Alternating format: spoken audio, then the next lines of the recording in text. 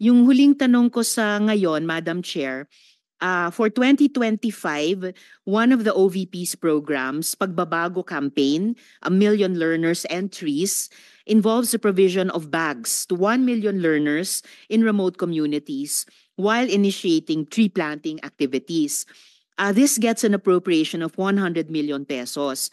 Part of this campaign is an allocation of 10 million pesos for the distribution of Isang Kaibigan books, a children's book authored by the VP. Pwede po bang sabihin ni VP sa atin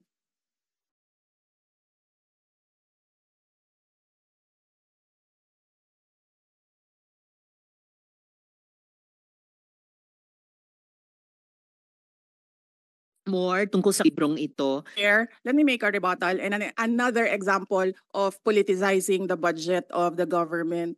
Ito pong sinabi ni Senator Risa Ontiveros na at the proper time she'll make a motion to lodge the budget, the requested budget of the OVP to the other agencies. Let me just quote Senator Risa during the Akbayan Congress. Alam ko po na ang daming kalat ni Duterte na hirap tayong linisin. Ang kadiliman noong panahon niya ay talaga namang nanuot sa ating lipunan para mansa na napakahirap tanggalin. At habang ang anak niya ay may kapangyarihan pa, hindi magiging madali ang ating laban. While VP Sara is in power, the threat of a full-blown Duterte comeback is still a very real and present danger. For one, they are supported by one major superpower, China. So that is an example of politicizing the budget of the government. May we request, Madam Chair, that Senator Risa Ontiveros repeat the last question? I will certainly, if you request, Madam Chair, repeat my question dahil walang kinalaman sa kasasabi lang ng VP ngayon. Alam nating lahat na miyembro ng iba't ibang partido, yung speeches natin sa ating mga kamiyembro sa mga party congresses ay hiwalay na event dito sa budget debates. So I really take exception dun sa sinabi ni VP na rebuttal iyan dahil halimbawa ito sa politicizing. In fact, wala akong tinanong tungkol sa China o kahit sino pa mang ibang bansa dito sa budget hearing na to. I am asking about yung national budget na ipapasa natin sa Kongreso para sa bansang Pilipinas sa taong 2025. At ang pangalawang at huling tanong ko sa ngayon, before I make at the proper time propose an amendment which may or may not be accepted by the chair and by the colleagues para nga mas i-align ang mga kaperahan natin lalo na't masikip ang fiscal space natin dun sa mga appropriate programs sa appropriate agencies na malayang-malaya ang OVP makipag-partner sa kanila tulad ng sino pang opisina sa executive. Ang tanong ko po ay ilang mga libro ng Isang Kaibigan ay bibilihin at i-distribute at ano, if the VP could tell us more about the contents ng librong ito. Madam Chair. Madam Chair, the book is not for sale. We only pay for the publication of the book. And we will send Senator Ontiveros a copy so that she will know what is the content of the book. Oh, this question is not only for me, Madam Chair, para rin para sa mga kasama dito sa budget hearing. Baka ilang araw pa bago mapadala at mabasa ko, which I certainly will.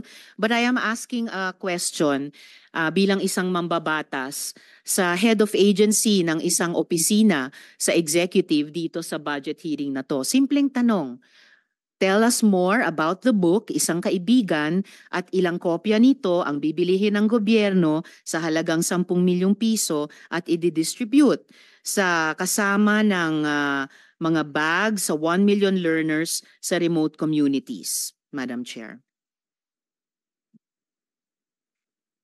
Madam Chair, this is an example of politicizing the budget hearing through the questions of a senator.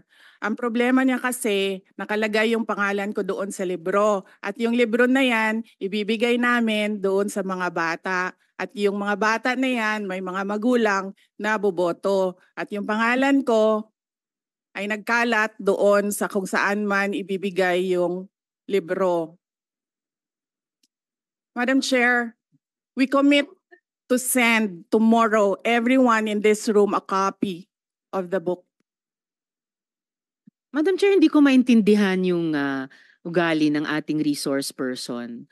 It is a simple question. Paulit-ulit na this is politicizing. Ang VP ang nagbanggit ng salitang boboto. Wala akong sinabing boboto.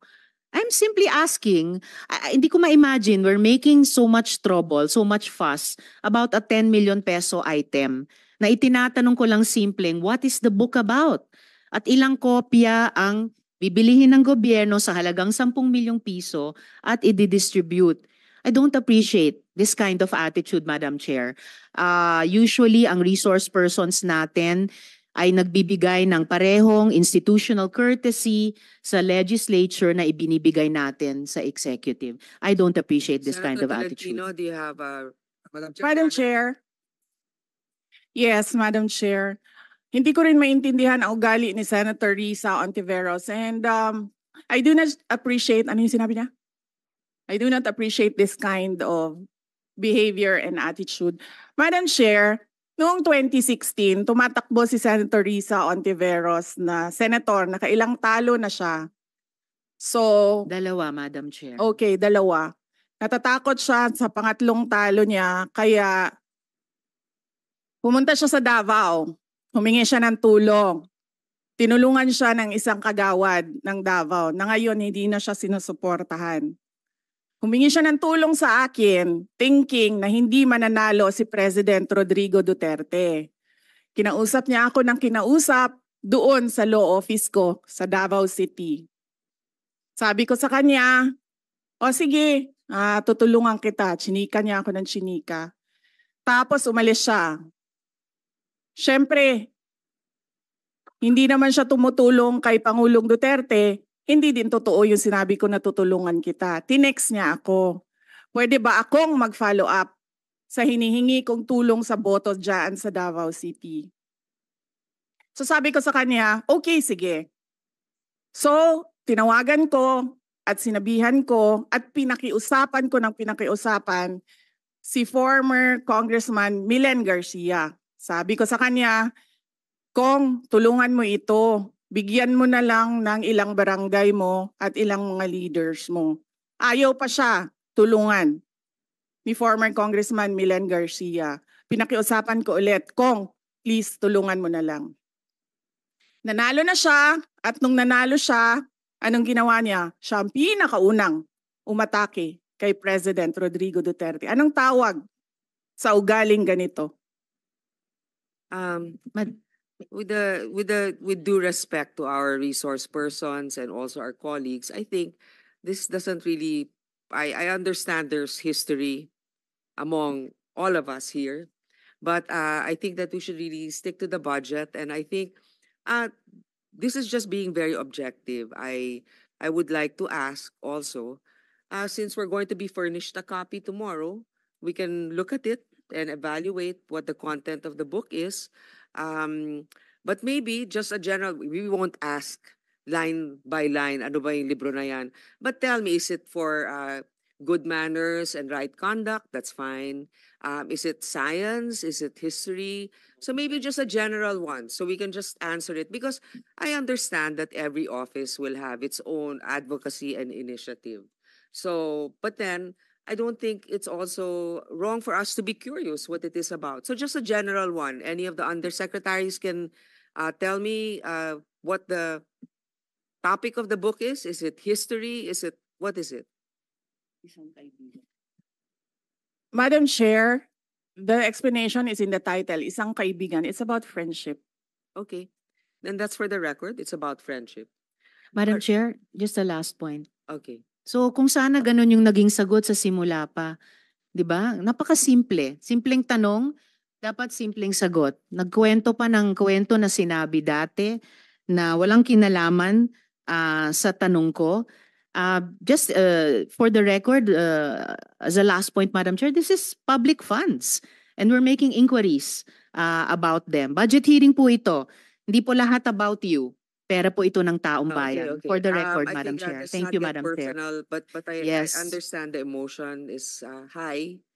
But let's continue on. If you have any more questions, Senator Risa, we will Those have are a just round my 2 questions, Madam Chair. Okay. Maraming salamat po.